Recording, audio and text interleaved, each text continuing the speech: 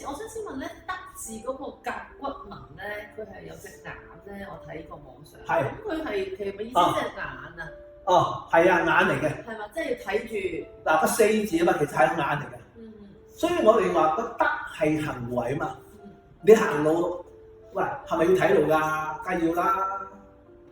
嗱，佢嗰個雙企人咧，其實個行字嚟嘅，係代表道路。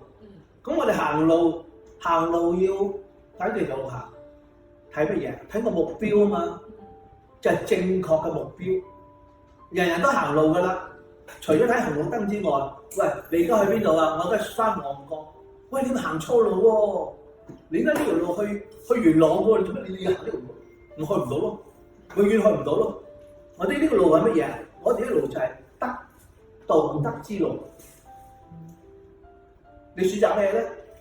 嗱，佢仲有嗱，上高啊個眼個中間見到一條呢個字咧，就喺度直線啊嘛，有目標。有啲我哋寫個而家個德字係咪個十字嘅14咁嘅？個十字係咩？有啲人話係頭髮嚇，大家估啦，呢個象形字。我話係咩啊？哇，犀利呢個係個雷達嚟㗎。GPS 咯，真係。係個天然雷達嚟㗎。咩？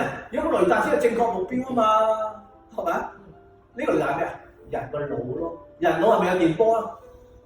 有電波咪即係雷達咯，係咪啊？我而家要我而家要去旺角喎，咁呢條路長啲，安全啲，呢條路短啲直線，但係危險啲嗱，咁你都可以選擇嘛，係咪啊？都要選擇，係可以選擇嘅。